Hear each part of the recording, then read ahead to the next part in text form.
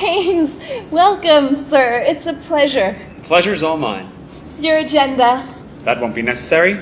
I am the agenda. Tell them I've arrived. And then tell them I've arrived. And your name is? Hayek? F.A. Hayek. With an H.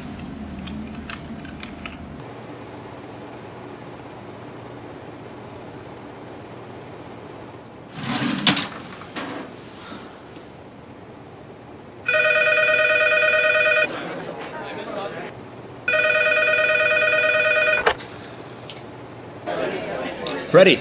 Yep. Keynes, Hey, listen, party at the Fed. Already? 20 minutes. Lobby. John Maynard Keynes. Oh, F.A. Hayek.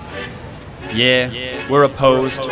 We oppose each other philosophically. In the same studio. We've been going back and forth for a century. I want to steer markets. I want them set free. There's a boom and bust cycle and good reason to fear it. Blame low interest rates. No, it's the animal spirits. John Maynard Keynes wrote the book on modern macro. The man you need when the economy's off track. Depression, recession, now your question's in session. Have a seat and I'll school you in one simple lesson. Boom, 1929, the big crash. We didn't bounce back, economies in the trash. Persistent unemployment, the result of sticky wages. Waiting for recovery? That's outrageous. I had a real plan, any fool can understand. The advice real simple, boost aggregate demand. C-I-G, altogether gets to Y. Keep that total growing, watch the economy fly. We've been going back and forth for a century. I want to steer markets. I want them set free. There's a boom and bust cycle and good reason to fear it. Blame low interest No, rates. it's the animal spirit. You see, it's all about spending. Hear the register cha-ching.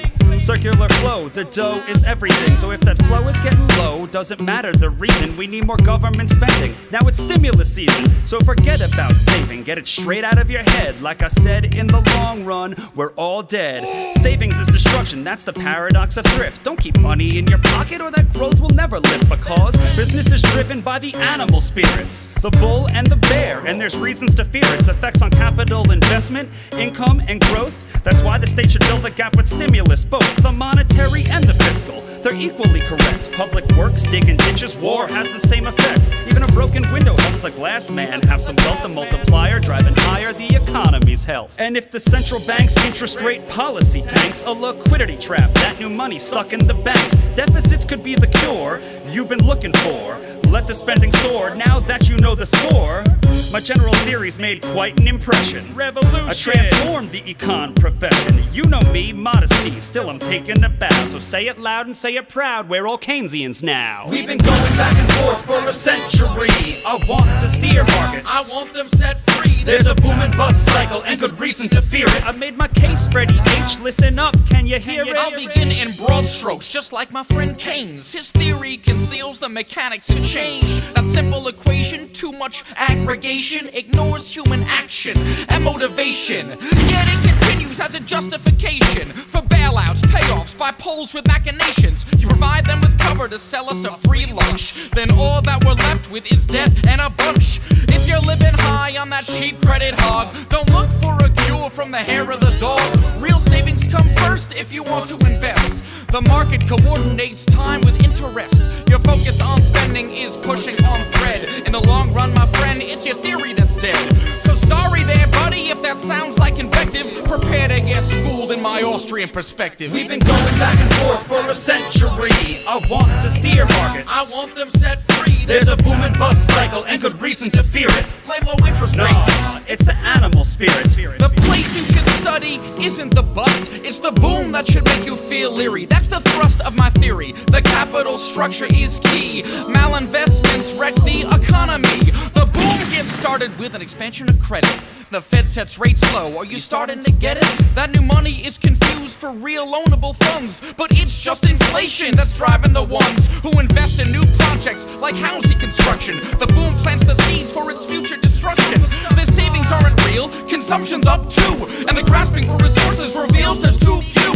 So the boom turns to bust as the interest rates rise. With the cost of production, price signals relies. The boom was a binge, that's a matter of fact. Now it's devalued capital that makes up the slack.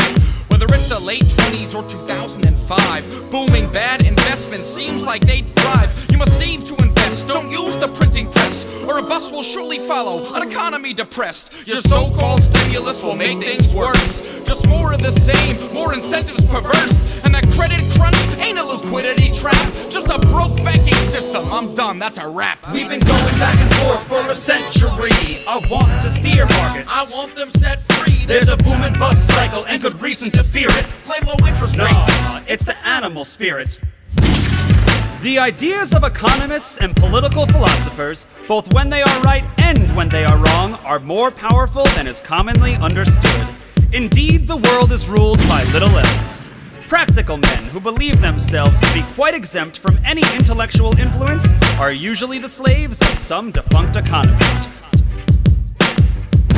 The curious task of economics is to demonstrate to men how little they really know about what they imagine they can design.